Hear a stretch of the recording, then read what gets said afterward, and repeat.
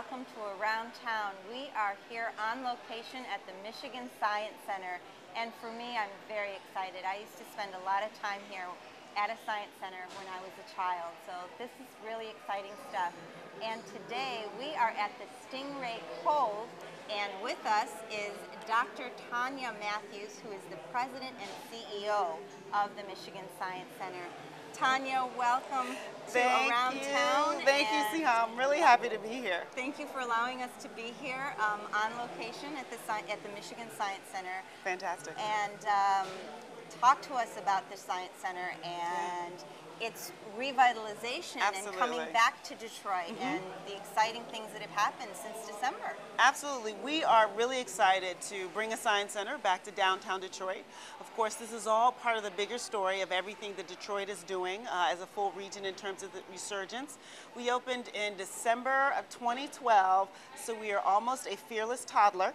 That coming this season will be 2 years old, so we're really excited. This, of course, is an amazing location, an amazing building, and an amazing history of doing science, technology, engineering, math right here in Detroit. Absolutely, and a necessary facility for our school kids, for adults, for everyone that's interested in science and just the beauty of nature as well. I was here not too long ago for the Flight of the Monarch. Yes. You had a beautiful exhibit, and the IMAX Theater featured a movie about the Flight of the Monarch, and I was very amazed and just mesmerized by its story. Tell us a little bit about that and the people that actually came through and the reactions. Absolutely. We had a nice-sized live butterfly exhibit where we had some monarchs and some painted ladies, and then we're also showing an IMAX movie at that time, Flight of the Butterflies, that really talked about their amazing journey.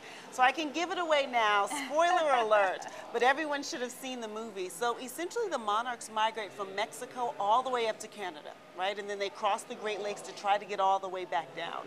So the movie talked about their migration, the current dangers to the migration, the massively dropping numbers of monarchs. But then, of course, you go to the exhibit and it becomes just more real. Different learners in different ways. We really are trying to create the next generation of scientists and researchers, engineers, technology folks. And for that, you know, kids like to know it's important. They like to be able to see that it's real. And who knows, that little girl or the little boy that the butterfly landed on, you know, they may be the one that turns the whole conservation issue on monarchs around. We're here at the Stingray Cove, Yes. And I just got to touch a stingray. It was really exciting. Talk to us about this. This is such a beautiful thing, and to be able to actually physically, you know, come in and touch a stingray, that would be exciting for a lot of people. It's definitely exciting for a lot of people. So we've got Stingray Cove, and we've got 5 tanks. The one behind us right now is one of our bigger tanks, and it's got our giant stingrays in them. Obviously, you can't touch these because they still have barbs on them. But we've got 4 touch tanks in addition with smaller stingrays. They're non-scary. They're only about 6.5 inches, less than a pound. We've got starfish. We've got sea anemones and crabs that kids can touch and interact with, and parents can touch and interact with too. So again, this is all about STEM, right? So you're my second favorite type of visitor because you already like science. My first favorite type are those that don't know. They're kind of unsure. They don't know about this whole STEM thing. They're not really interested, but they come to an environment like this. It's welcoming, it's interesting, it's real.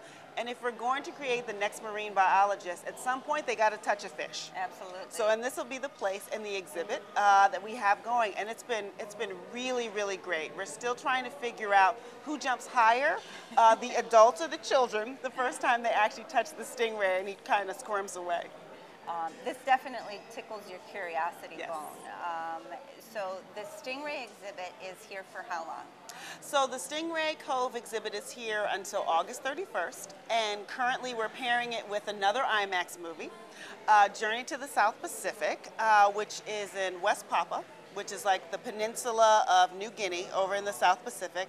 And I like this one because it's actually kid-led. So we're really following a young boy named Jawi, kind of around his own environment, and he's teaching us all these different things about sort of where he lives. And we've got a domed IMAX, right? It's one of the only ones in the state, and it's an underwater movie. So that just makes it very cool. It's like being in a fishbowl. And so combining it with the exhibit, it's kind of like if you're excited by the movie, then you can actually see some of the specimens in real life, or vice versa. In their natural habitat. In their natural habitat, yes. When you're watching the movie, definitely.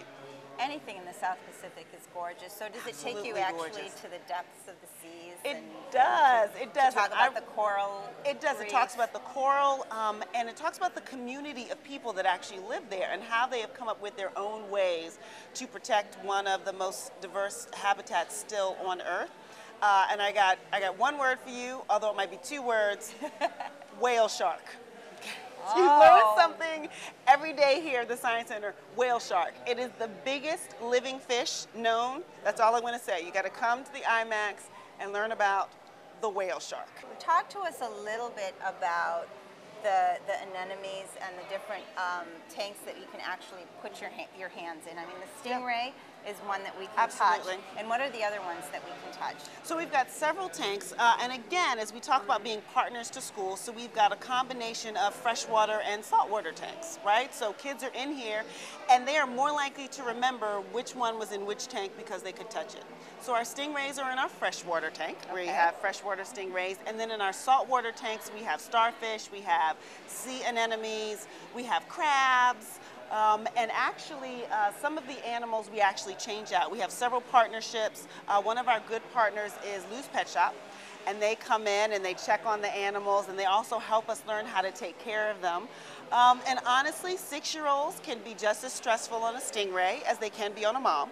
So we actually have several sets of stingrays that we're bringing in and out of the exhibit to give them a rest. And so the pet shop helps us out with that, and they do our feedings. And so that's been a wonderful partnership. These kinds of exhibits don't happen without sponsors and partners, and we need a lot of support to be able to do this for the community. Do you find that you're getting more support in terms of the community and from businesses and corporations within the Metro Detroit area? Yeah, we do find that support is increasing for one reason in particular that we're asking. And so that's really part of it. I think everyone loves and enjoys what the Michigan Science Center does, and they don't know that we need their help. And so we're going out and we're asking for more help and more support from different kinds of organizations and communities in different ways. But it's an essential part to getting things done here at the Science Center. We need help, we need sponsors, and science is the future. And it is, especially in our region. We need partnerships. Yeah, absolutely. Can we walk over to this We tent can, real we quick can. and see what's going on here? This is... So this is one of our tanks with starfish, and I just talked to one of our young visitors, actually, and he reminded me to tell you that this was his favorite. Okay. He called it a brownie starfish, because it's kind of brown. And so we've got the starfish, and then of course, like anyone's home fish tank, we've also got coral and that kind of thing that are not real. They are not decoration. So when you put those kinds of things in the tank, you're really recreating their habitat so that they feel like they're home. And of course, as humans, we call them decoration because they're so colorful, but they really are this colorful in the ocean. And when you come and you see Journey to the South Pacific, that's part of what you'll see. And also you'll see swimming around, we have lots of tropical fish, which are absolutely gorgeous. And we have 1 or 2 Nemos, as the kids like to call them. We've got all kinds of tropical fish of various colors that folks can also see and as they run around the tank when you're in there trying to touch the starfish. Over here on this far side, you probably can't see, but there's a sea anemone there. It's very interesting, right? Because it's a plant and an animal at the same time. So it feels a little bit like both. It looks like spaghetti, but doesn't quite feel like spaghetti. So all of these things, you know, the kids are discovering. So for example, that's another way to think about how this all works in terms of education, right? You tell a kid, memorize this fact. The sea anemone is part plant, kind of animal. Maybe they can remember that, maybe they can't. But once they touch it, right, you know, they're looking at it, it looks just like a plant, and they touch it and it moves. And they'll never forget that. So one, it's great because they might become a marine biologist or a water engineer. But 2, it's great because they'll also pass the test at the end of the semester. Absolutely, Yes. absolutely. This has been Around Town with Dr. Dr. Tanya Matthews, and what an amazing experience. I encourage everyone to come down to the Michigan Science Center. Dr. Matthews, thank you so Thank you so much, for Siam. allowing us to be here and Absolutely. experience this beautiful Stingray Cove. And Fantastic. I can't wait to watch the IMAX theater show. What is it called again? Journey to the South Pacific. Journey to the South Pacific. I'll see you there.